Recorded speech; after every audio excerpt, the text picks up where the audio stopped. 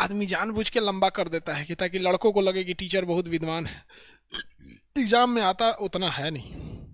देखो, ये गधा को भी पता है कि 2 अक्टूबर 1869 को इनका जन्म पोरबंदर में हुआ था।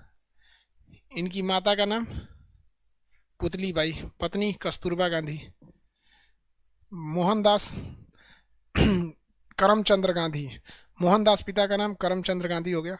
यहाँ पर ये सब चीज़ें, बेसिक चीज़ें आप सब लोग को पता होगी। इनके 4 बेटे थे, 2 का नाम लाल था, हरीलाल मनीलाल, एगो का नाम था, 2 का नाम दास था, रामदास देवदास, हरीलाल मनीलाल रामदास देवदास, हरीलाल मनीलाल रामदास देवदास, हरीलाल मनीलाल रामदास देवदास, 4 बार बोलेंगे याद हो जाएगा, हरीलाल मनीलाल रामदास देवदास, याद हो गया। जमनालाल बजाज को ये अपने बेटा की तरह मानते थे, तो जमनालाल बजाज को इनका 5वां पुत्र कहा जाता था, अपने बेटा की तरह मानते थे जमनालाल बजाज को। समझ में आ गया कि नहीं आ गया? तो उन्हीं तरह होते हैं, बहुत उनको ज़्यादा मानते थे जमनालाल में। आप देखना हमारे वीडियो में अक्सर आ जाता है मिश्रा जी। एक हमारा एक बहुत करीबी मित्र है, वो मिश्रा जी हैं वो, तो अक्सर हम वीडियो में बोल देते हैं मिश्रा जी। बचपन से उसके साथे आए हैं लोग, साथे खाते हैं लोग। आज वो मिल जाएगा तो कितना खींच के खा लेगा, उसमें से हम उसमें से खा लेते हैं। तो बहुत हम लोग में घनिष्ठता है। वैसे उनके 5वां मित्र थे, 5वें पुत्र कहा जाता था कि नहीं, जमनालाल बजाज को। क्या हो गया यार? यस, हाँ, चौरी चौरा अभी इसी में आएगा, गांधी जी वाले में ही चौरी चौरा आएगा बाबू। तो देखिए, उनके 5वें ये इनके पुत्र माना जाता था। गांधी जी ने 1883 में चले गए थे लंदन पढ़ने के लिए। 82 में शादी हुआ था, 83 में चले गए थे। बाद में वो लौट के आए थे। वहीं जब बाहर में थे ना, तो उन्हें दक्षिण अफ्रीका में एक केस लड़ने गए थे। तो दक्षिण अफ्रीका में इन्होंने फिनिक्स फॉर्म की स्थापना किया था, फिनिक्स फॉर्म, और ये उनका प्रथम आंदोलन था। महात्मा गांधी का प्रथम आंदोलन कहाँ था? दक्षिण अफ्रीका में। और यहीं पर इन्हें मिले थे गोपाल कृष्ण गोखले। कौन मिले थे? गोखले लिख देते हैं बस शॉर्टकट में, गोखले, गोपाल कृष्ण गोखले। और गोपाल कृष्ण गोखले को इन्होंने अपना राजनीतिक गुरु मान लिया था और कहा था, गुरु जी आप बताइए हमें क्या करना चाहिए। तो इन्होंने कहा था कि जब तक आप किसी बड़े क्रांतिकारी की चीज़ों को पढ़ नहीं लेते हैं, तब तक आप सफल नहीं हो पाएंगे बाबू। तो महात्मा गांधी ने गोपाल कृष्ण गोखले जी की बात मानकर 2 लोगों की किताबें पढ़ी। एक रस्किन की किताबें पढ़ी। किसकी किताब?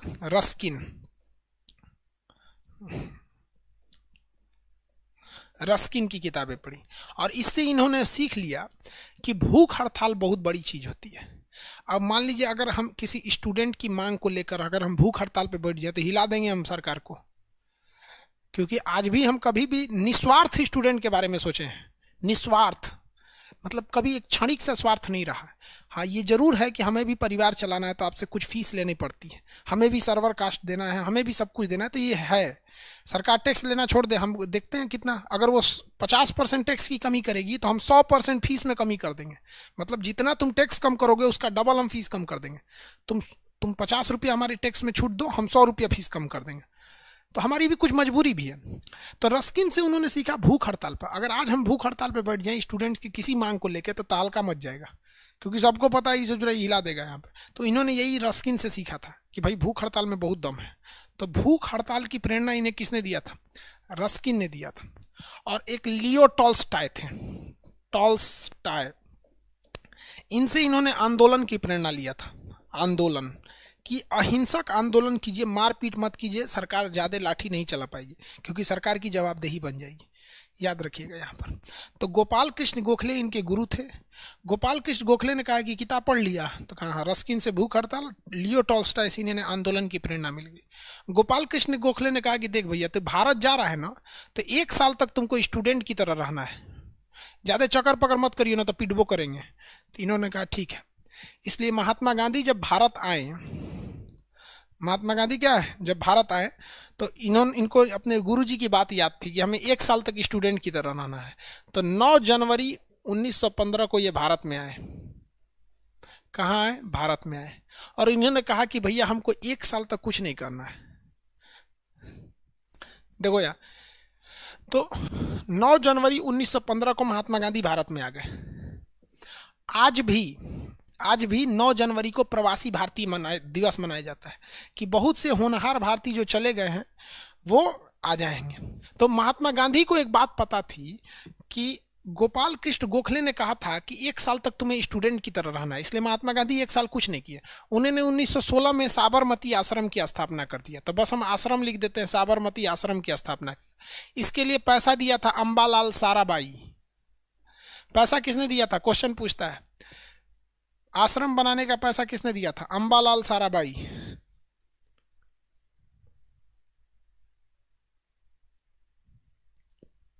अंबालाल साराभाई, किसने पैसा दिया था, किसने पैसा दिया था, अंबालाल साराभाई ने। अब 1 साल बीत गया। इन्हीं 1916 में इन्होंने लखनऊ अधिवेशन में भाग लिया था, लखनऊ अधिवेशन में भाग लिया था। और लखनऊ अधिवेशन में इनको एक बिहारी ने देख लिया था जिसका नाम था राजकुमार शुक्ल ने। तो राजकुमार शुक्ल ने 1917 में कहा था कि महात्मा गांधी आप आइए। तो महात्मा गांधी ने कहा था 1916 में लखनऊ अधिवेशन में कि हम अभी नहीं आ सकते हैं, हमारे गुरुजी कहते कि 1 साल तक तुम्हें विद्यार्थी की तरह जिंदगी बिताना है। तो 1917 में इन्होंने कहा कि हम अब आएंगे। तो इन्होंने चंपारण सत्याग्रह किया, चंपारण सत्याग्रह किया। ध्यान दीजिएगा, यह महात्मा गांधी के जीवन का पहला सत्याग्रह नहीं था। महात्मा गांधी के जीवन का पहला सत्याग्रह साउथ अफ्रीका में था, यह भारत में पहला सत्याग्रह था। और इन्होंने 3 कठिया पद्धति को खत्म कर दिया। 3 कठिया पद्धति क्या था कि जिनका 20 कट्ठा खेत था, मतलब हर एक 20 कट्ठा खेत पर 3 कट्ठा पर नील बोना था, हर एक 20 कट्ठा खेत पर 3 कट्ठा नील बोना था। नील जो कपड़े पे चढ़ाया जाता है, इसकी खराबी क्या होती है कि जहां बोइएगा वो जमीन बंजर हो जाती है। तो किसानों का हर साल 3 कट्ठा जमीन बंजर हो जा रही थी और अंग्रेज जमींदारों से कह के जबरदस्ती यहाँ पे नील बोआते थे। इसलिए महात्मा गांधी ने वहां पर कहकर भारतीयों के लिए वो जमीन को क्या कर दिया, ये नियम को खत्म करा दिया। ये महात्मा गांधी का भारत में पहला आंदोलन था, महात्मा गांधी का भारत में पहला आंदोलन था। ये हो गया। इसके बाद महात्मा गांधी 1818 में खेड़ा सत्याग्रह कर दिया। गुजरात में एक जगह है खेड़ा सत्याग्रह, इसको भी जीत लिया। उसके बाद 1818 में ही महात्मा गांधी ने मील मजदूर के लिए आंदोलन कर दिया। अहमदाबाद मील मजदूर के लिए आंदोलन कर दिया। और यहीं पर महात्मा गांधी ने पहली बार भूख हड़ताल का प्रयोग कर लिया। अब आप बताओ भाई, महात्मा गांधी को भूख हड़ताल की प्रेरणा किससे मिली थी, रस्किन से। महात्मा गांधी को भूख हड़ताल की प्रेरणा किससे मिली थी, रस्किन से। साराभाई ने रुपए क्यों दिए थे भैया, आश्रम बनाने के लिए, महात्मा गांधी के आश्रम बनाने के लिए। हम आप ही से कहेंगे कि हमको एक अनाथ आश्रम खोलना है, पैसा दीजिएगा कि नहीं, दे दीजिएगा। अरे 10 रुपया दीजिएगा, दे दीजिएगा कि नहीं, वैसे ही दिया था इन्होंने।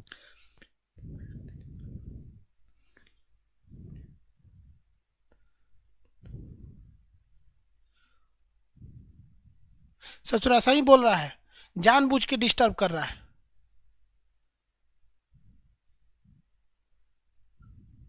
सही बोला, 11 रुपया में बकलोल आ गया है। 11 रुपये में बकलोल आ गया है। देखो, महात्मा गांधी ने पहली बार भूख हड़ताल का प्रयोग किया क्या, 1918 में। लेकिन महात्मा गांधी को यह एक चीज गलती हो गई, वो टेस्ट मैच को 2020 समझ गए। उनको लगा कि 1917 में अंग्रेजों को हरा दिए, खेड़ा सत्याग्रह में हरा दिए, मिल मजदूर में हरा दिए, ये 2020 मैच है, एक काम करते हैं असहयोग आंदोलन करके अंग्रेजों को हरा देते हैं। उनको लगा नहीं कि सोच रही टेस्ट मैच है 3 दिन चलेगा, सोच रहे 2020 है। इन्होंने कह दिया भैया 1919 में इन्होंने कौन सा आंदोलन चालू किया था, 1919 में इन्होंने एक और विरोध कर दिया। इन्होंने सोचा कि और खतरनाक काम करेंगे, रॉलेट एक्ट का विरोध आया। रॉलेट एक्ट, देखो भैया, अगर आप बीपीएससी का एग्जाम देते ना तो हम इसको आपको बताते हैं रॉलेट एक्ट का मतलब। रॉलेट एक्ट अंग्रेजों ने किस लिए लाया था, तो भैया देखिए इसमें क्या था, ये एक आतंकवाद से रोकने के लिए था। इनका कहना था ना रॉलेट एक्ट में कि किसी भी क्रांतिकारी को अंग्रेज जो हैं वो जब चाहे तब गिरफ्तार कर सकते हैं। इसे बिना अपील, बिना दलील और बिना वकील का कानून कहा गया। महात्मा गांधी ने कहा कि ये काला कानून है, इसका विरोध होना चालू हुआ इस कानून का। इस कानून के विरोध प्रदर्शन में एक घटना हो गई, जलियांवाला बाग। 13 अप्रैल 1919 को, 13 अप्रैल 1919 को क्या हो गया, जलियांवाला बाग। अब इतना डिटेल से तो जाने की जरूरत नहीं। जलियांवाला बाग में आपको पता है कि निहत्थे लोगों पे गोली चला दी गई थी। इसकी जांच के लिए हंटर आयोग का गठन किया गया, हंटर आयोग का गठन किया गया। हंटर आयोग का गठन किया गया और महात्मा गांधी ने इस घटना से दुखी होकर अपने कैसरे हिंद की उपाधि लौटा दिया। कहा कि हम तुमने हमको जो उपाधि दिया हम लौटा देते हैं। कैसरे हिंद की उपाधि लौटा दिया। और महात्मा गांधी इतने दुखी हुए कि 1920 में उन्होंने क्या चालू कर दिया, असहयोग आंदोलन।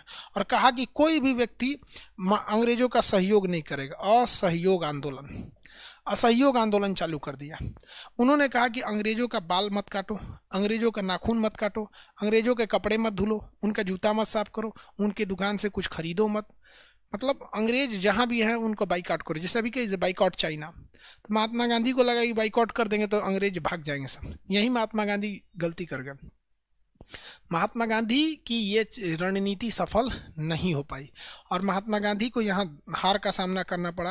अंग्रेजों पे कोई असर नहीं पड़ रहा था, जबकि महात्मा गांधी ने कह दिया था कि तुम लोग असहयोग आंदोलन चालू करोगे ना तो 1 साल में आज़ादी मिलेगा। तो लोगों को लग गया कि 1921 में तो आज़ादी मिल ही जाएगा।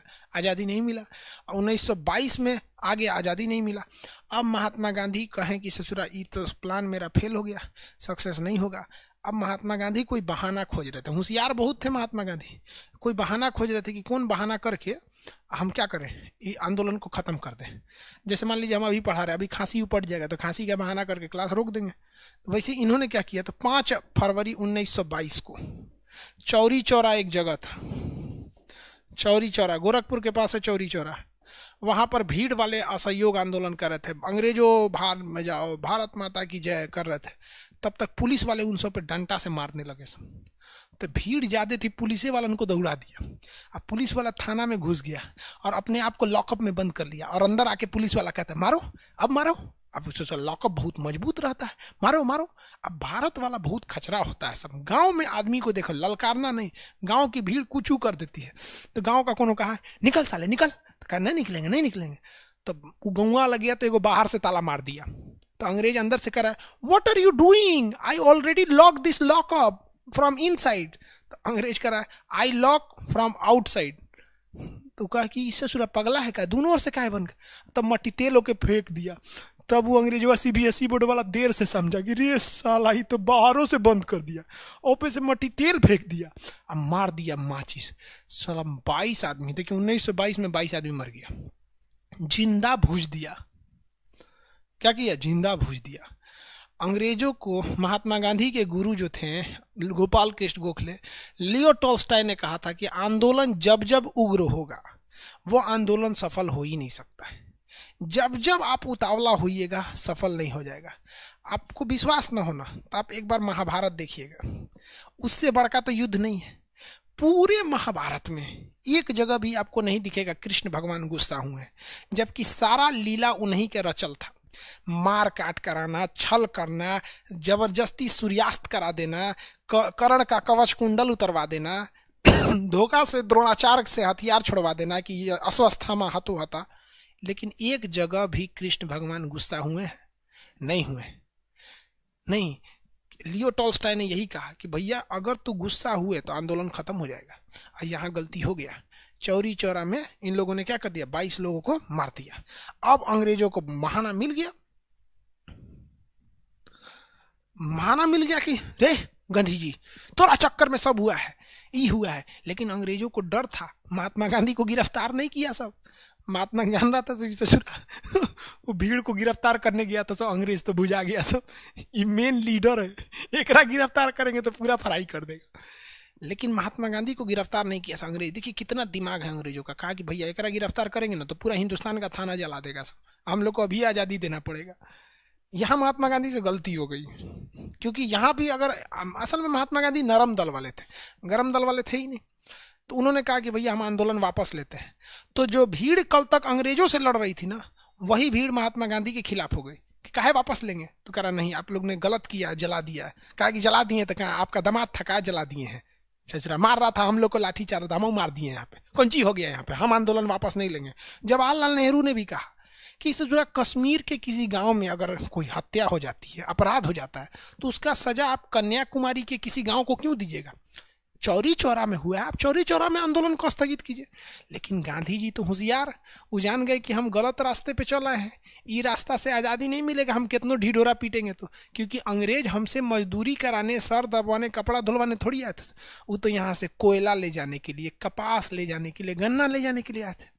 एकरा कैसे असहयोग कहिएगा? क्या कहिएगा कि भारत माता आप भी असहयोग आंदोलन में भाग दीजिए, गन्ना निकलबे मत कीजिए, कपास निकलबे नहीं कीजिए? सफल नहीं हुआ। गांधी जी को बहाना मिल गया। गांधी जी कहा कि ना वापस ले लेंगे। 12 तारीख को वापस ले लिए, 1 के हफ्ते बाद। अब महात्मा गांधी को अभी भी अंग्रेज गिरफ्तार नहीं किया था सर। जानता था सर कि एक बुढ़ऊ को गिरफ्तार करेंगे ना तो कुल मिल के पूछ देगा सर, इसलिए महात्मा गांधी को नहीं गिरफ्तार किया सर। लेकिन 1 महीना बाद सब लोग गांधी जी को गरियाने लगे कि अब बुढ़वा आंदोलन वापस ले लो, रे करम जल्ला कहीं क्या, तू काहे वापस लिया यहाँ पे। अंग्रेजों ने देखा, रे साला ये तो मजा आ गया। ये क्या हो गया कि भारतीयों ने ही महात्मा गांधी को गरियाना चालू किया, अब उठा ले, अब उठा ले, अब उठा ले। तो अब बुढ़ऊ को उठा ले गए सब अंग्रेज। सब 10 मार्च को महात्मा गांधी को गिरफ्तार किया सब और 6 साल का सजा सुना दिया सब। ये बताओ भैया, उस समय चौरी चौरा जब कांड हुआ था तो ये यूपी में है चौरी चौरा, और महात्मा गांधी गुजरात में थे। बावजूद इसके महात्मा गांधी को 6 साल की सजा हुआ था। महात्मा गांधी ये भी तो कह सकते थे हम थोड़ी किए हैं, 6 साल की सजा हुआ। महात्मा गांधी बड़ी होशियार। जब महात्मा गांधी बीमार गए उसमें तो झूठे बीमार पड़ गए, सांस ओस नहीं लेते थे, 5 दिन पे 6 दिन पे खाना खाते थे, टेट करते थे, उठाते थे सब महात्मा गांधी को तो ढह जाते थे इसे, यहाँ पे तबीयत खराब हो गया था। अंग्रेज का शरीर बाहर कर, बाहर कर, अंदरवा मर जाएगा तो सब ससुरा कहेगा सब गंधिया को मार दिया और हम लोग को मार डालेगा, सब बाहर कर, बाहर कर। तो सब चादर उदर में टान के महात्मा गांधी को, जान के बकरी उकरी बीमार पड़ जाती तो फेंक देता आदमी, महात्मा गांधी को जेल के बाहर कर दिया सर। जा बुढ़ो, महात्मा गांधी देखे ससुरा बाहर कर दिया सर, भाग जो यहाँ से, भाग गए वहाँ तुरंत यहाँ पे। 1924 में जाके तुरंत कांग्रेस के अधिवेशन में भाग ले लिया। देखिए कितना होशियार आदमी है ये। कांग्रेस अधिवेशन में जाके कर्नाटक के बेलगाम में अध्यक्ष बन गया, ताकि पूरी हिंदुस्तान में हल्ला हो गया कि बुढ़ऊ छूट गई, लो गांधी जी छूट गए, गांधी जी छूट गए, ताकि अंग्रेज दोबारा नहीं पकड़ पाएगा। क्योंकि दोबारा पकड़ेगा, मान लीजिए किसी के घर और में रुके रहते तो तुरंत कहते थे कि बुढ़वा झूठ बोल रहा है, बीमार नहीं पड़ल था, यहाँ पे खाली बहाना कर रहा था, इसे यहाँ पे लेके भाग गया सब महात्मा गांधी को। समझ आ गया कि नहीं गया? लेके भाग गया सब महात्मा गांधी को। 24 में आके कांग्रेस की अधिवेशन में आ गया। अब महात्मा गांधी ने कहा कि एक काम करते हैं, अब कोनो आंदोलन नहीं करेंगे, अभी कर देंगे तो कांड हो जाएगा, एक काम करते हैं अभी कुछ समाज सेवा कर देते हैं। तो महात्मा गांधी 6 सालों तक समाज की भलाई किया था। आपको जानकर ताज्जुब होगा कि कोरोना से भी खतरनाक बीमारी प्लेग होती है, जिसे काली मौत कहा जाता है। उस समय महात्मा गांधी बिना मास्क के, बिना पीपीई किट के, कोरोना से भी खतरनाक मरीज जिसे प्लेग कहा जाता था, उन प्लेग के मरीजों का रुई लेके घाव साफ करते थे। वो व्यक्ति जो लंदन पढ़ सकता है। आज हम आपको चैलेंज करते हैं कि बिना मास्क और बिना पीपीई किट के आप अपने रिश्तेदार का इलाज नहीं कीजिएगा। कोरोना में तो बाप बेटा को छोड़ के भाग गया, ये हाल हो गया। और उस महात्मा गांधी को, जिसको लंदन पढ़ने की औकात थी, वो मरीजों का घाव साफ किया। कोरोना से खतरनाक मरीज, काली मौत कहा जाता है प्लेग को, और 6 साल तक साफ किया, जब तक कि प्लेग की महामारी खत्म नहीं हो गई। और आज पीपीई किट में कोरोना हो जा रहा है। हम लोग जाएंगे हम किसी मरीज को जाएंगे इलाज करने, बस इतना बता दीजिएगा इस कमरे में 2 दिन पहले कोई कोरोना का मरीज था, आप कमरे में नहीं जाइएगा, जबकि मास्क और पीपीई किट के बावजूद।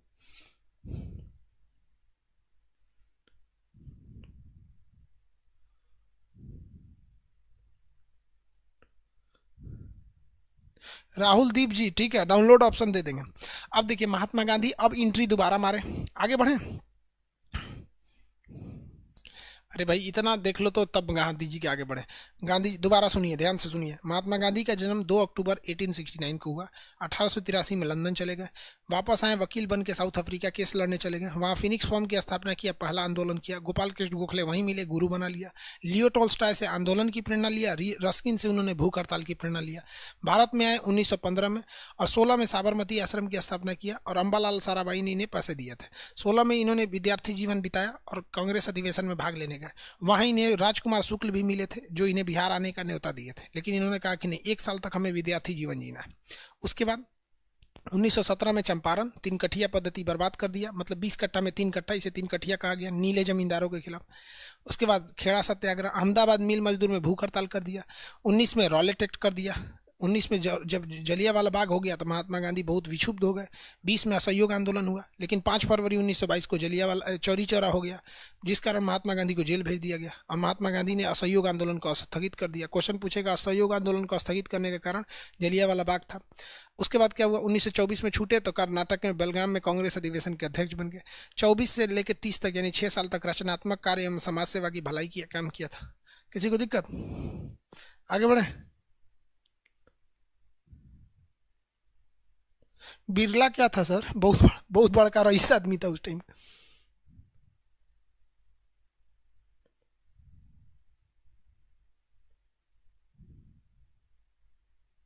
हो गया। अब देखते हैं 1930 में बुढ़ऊ कौन काम किए थे। बुढ़ऊ बोलते हैं, हम मजाक में बोल देते हैं यार, रिस्पेक्ट हम बहुत करते हैं उसकी। इवन सब लोग रिस्पेक्ट करते हैं, नरेंद्र मोदी भी रिस्पेक्ट करते हैं महात्मा गांधी के, पूरी दुनिया करती है। लंदन में भी उनकी मूर्ति है महात्मा गांधी की। चलिए देखिए ध्यान से क्या बता रहे। 1930 में महात्मा गांधी 1930 में क्या चालू कर दिए? सविनय अवज्ञा आंदोलन। 1930 में महात्मा गांधी ने, उस समय भारत का वायसराय था लॉर्ड इरविन को कहा कि देख बेटा, हम तुमको 12 को अपनी मांग दे रहे हैं, पूरा कर ले, न तो हम पूरा भयानक आंदोलन कर देंगे। तो इरविन ने कहा कि भाड़ में जो तेरा आंदोलन, हम नहीं मानने वाले। तो महात्मा गांधी ने कहा ना, थोड़ा सा पहले एगो आया था, रीडिंग नाम था उसका, रीडिंग। उसने देखा था कि किस तरह से असहयोग आंदोलन हुआ था, तोरा दिखाना पड़ेगा कैसे आंदोलन होता है। तो इरविन ने भगा दिया गांधी जी को, भाग, तोरा आंदोलन देखने आया है, चल निकल यहाँ से। उस समय यूट्यूब था नहीं कि पहले का चीज़ देख सकते हैं। तो महात्मा गांधी ने कहा ठीक है बेटा, कोई बात नहीं। महात्मा गांधी ने 1930 में डांडी मार्च चालू कर दिया। डांडी मार्च, भैया देखो डांडी गलती लिखा गया होगा तो कोई गलती, डांडी मार्च चालू कर दिया। अब ये डांडी मार्च चालू हुआ था 12 मार्च से। कब से? 12 मार्च से, और खत्म हुआ 6 अप्रैल पे। महात्मा गांधी को उम्मीद से ज्यादा भीड़ जुट गई। ये डांडी क्या था समझिए इसको। महात्मा गांधी जो थे बहुत होशियार आदमी थे। उन्होंने अपना आश्रम बनाया था साबरमती में, और नमक बनता है समुंदर के किनारे। ये जगह का नाम था डांडी, और ये जगह का नाम था साबरमती। यहाँ से इन्होंने 78 लोगों के साथ पैदल यात्रा चालू की थी कि हम जाके नमक बनाएंगे और भारतीय नमक बनाएंगे, क्योंकि अंग्रेज नमक पर टैक्स ज़्यादा लेते थे। ये यहाँ गए तो इसमें 26 दिन लग गया। इस 26 दिन के दौरान महात्मा गांधी के पीछे हजारों की भीड़ लग गई, और डांडी नामक स्थान पर 20,000 लोग पहुंच गए। जो काफिला महात्मा गांधी ने महज 78 लोगों से चालू किया था, और वो काफिला यहाँ आकर डांडी नामक स्थान पर 20,000 हो गया। और महात्मा गांधी ने नमक बना के कहा कि अंग्रेजों तुम्हें टैक्स नहीं देंगे, हम अपना नमक लेंगे।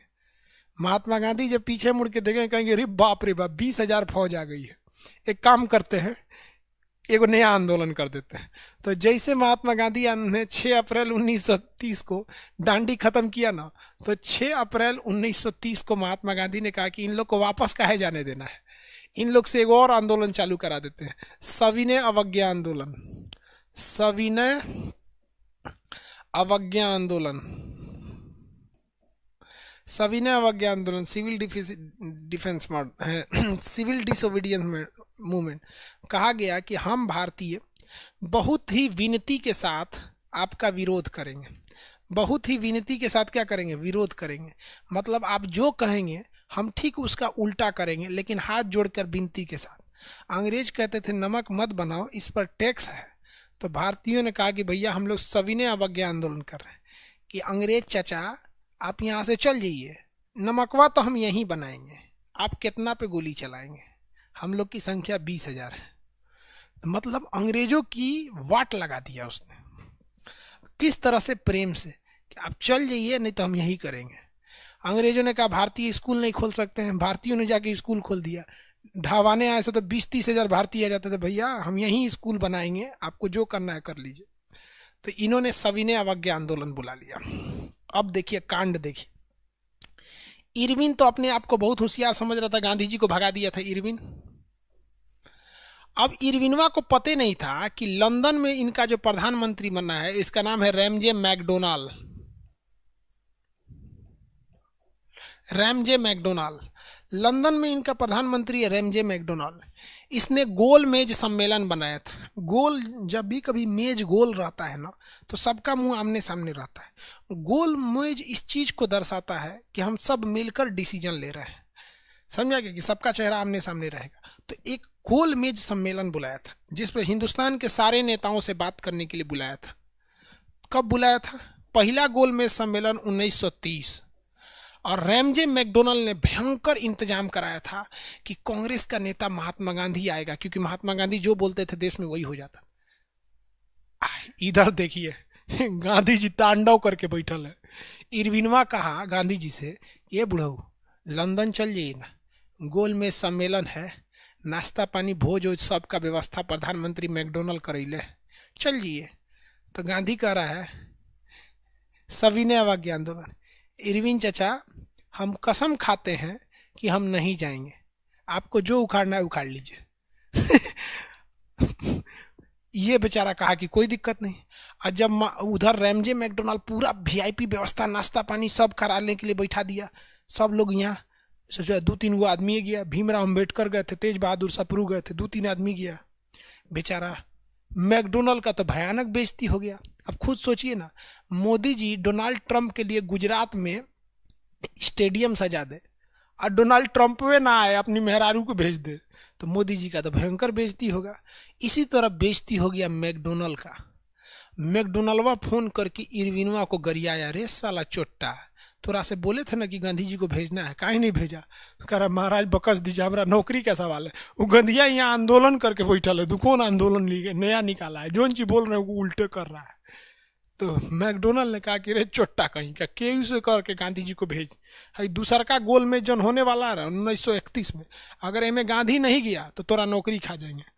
तो बेचारा इरविनवा जो था गांधी जी को फोन किया, आप कौन कौन बतिया बोले थे लाइए हम सब मान लेते हैं, हमारा नौकरी का सवाल है, आप क्यों करके द्वितीय गोलमेज में चल जाइए। तो यहीं पर हुआ, महात्मा गांधी किस में गए? द्वितीय गोलमेज सम्मेलन में। ये 1931 का वही दौर था जब भगत सिंह को फांसी लगने वाली थी, और महात्मा गांधी पर लोगों ने दबाव बनाया कि महात्मा गांधी आप कहिए कि अगर भगत सिंह की फांसी को नहीं बख्शा जाएगा तो हम नहीं जाएंगे। महात्मा गांधी ने शर्त में लिख के दे दिया कि आप जितने भी कैदी हैं उन सारे कैदियों को आप रिहा करेंगे। इरविन ने भी मान लिया कि हम जितने भी राजनीतिक कैदी हैं सबको छोड़ देंगे। आप बाबू यहाँ ध्यान से समझिए, आप अगर यहाँ कहेंगे महात्मा गांधी से गलती हुई तो भी आप सही हैं, लेकिन अगर आप कहेंगे कि नहीं महात्मा गांधी जानबूझ के इग्नोर किया तो भी आप सही हैं, क्योंकि महात्मा गांधी ने मांगा था कि मुझे सारे कैदियों की रिहाई चाहिए, और इरविन ने कहा था कि हम जितने भी राजनीतिक कैदी हैं सभी छोड़ देंगे।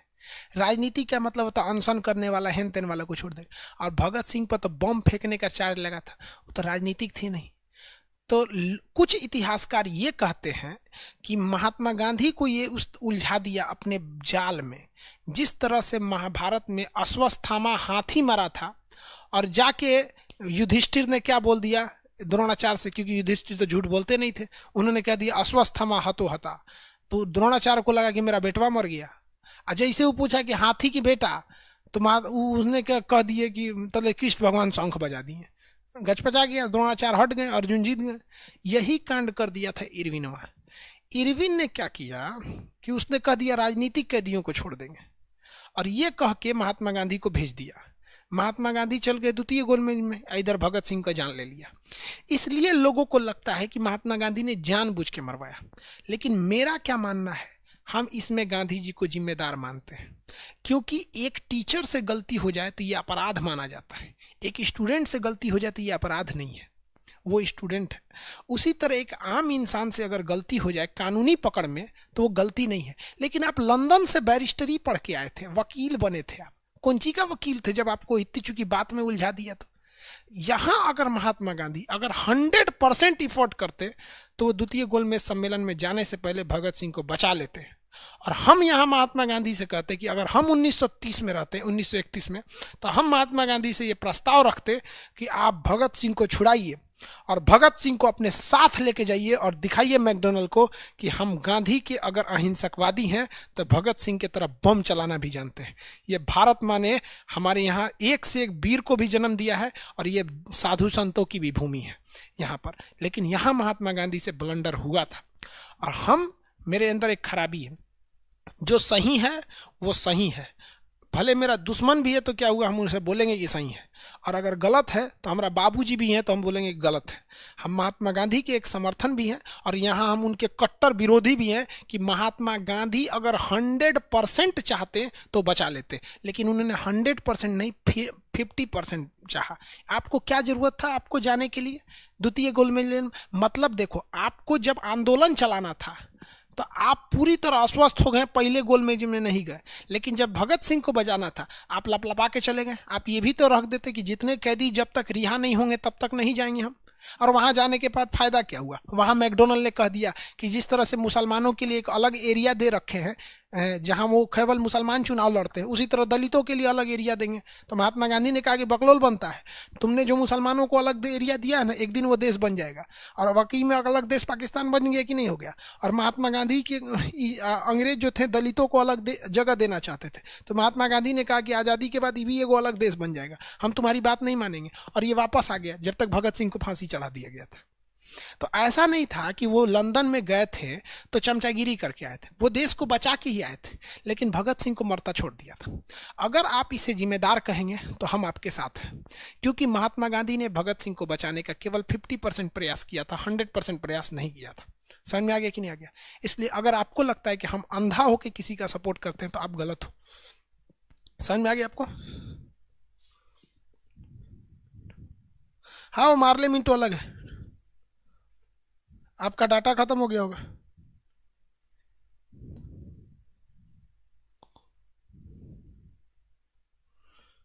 भाई बहुत देर से लाइव हो गया। उसके बाद तीसरा गोलमेज सम्मेलन कब हुआ? 1932 में। 1932 में रैमजे मैकडोनल्ड ने आखिर में घोषणा कर दिया कि हम दलितों के लिए अलग क्षेत्र दे देंगे। तो महात्मा गांधी ने आंदोलन कर दिया और महात्मा गांधी भूख हड़ताल पे बैठ गए। तब अंबेडकर और महात्मा गांधी के बीच में 1932 में एक समझौता हुआ, 24 सितंबर 1932 को, जिन्हें पूना समझौता कहते हैं, पूना पैक्ट कहते हैं। इसमें महात्मा गांधी ने कहा कि देखो, दलितों के लिए तुम अलग क्षेत्र मत मांगो, हाँ आरक्षण मांग लो, क्षेत्र मत मांगो। तो अंबेडकर जी इस पर रेडी हो गए थे कि हाँ, हमें दलितों के लिए अलग क्षेत्र नहीं चाहिए लेकिन आरक्षण चाहिए, जो आज भी चला आ रहा है। समझ में आ गया कि नहीं आ गया? तो ये पूना पैक्ट हो गया महात्मा गांधी का। इसके बाद महात्मा गांधी ने हरिजन सेवक संघ की स्थापना कर दिया था। हरिजन सेवक संघ के बाद अगला महात्मा गांधी का जो रोल था वो व्यक्तिगत सत्याग्रह था। उन्होंने कहा कि हम अकेले आंदोलन करेंगे ना तो हमारा मरवा देगा सब और आंदोलन खत्म हो जाएगा, इसलिए हर व्यक्ति आगे आए और व्यक्तिगत सत्याग्रह करे। तो महात्मा गांधी ने व्यक्तिगत सत्याग्रह किया। इसे दिल्ली चलो आंदोलन भी कहते हैं। किस आंदोलन को दिल्ली चलो आंदोलन कहते हैं? व्यक्तिगत सत्याग्रह को, कि हर व्यक्ति को आंदोलन करना पड़ेगा। इसमें पहले सत्याग्रही जवाहरलाल नेहरू और दूसरे सत्याग्रही विनोबा भावे थे। क्वेश्चन इससे दो पूछता है, व्यक्तिगत सत्याग्रह किसने चालू किया? महात्मा गांधी ने। किस सत्याग्रह को दिल्ली चलो आंदोलन कहते हैं? व्यक्तिगत सत्याग्रह को। किसे? व्यक्तिगत सत्याग्रह को। इसके पहले सत्याग्रही कौन थे? जवाहरलाल नेहरू। दूसरे सत्याग्रही विनोबा भावे।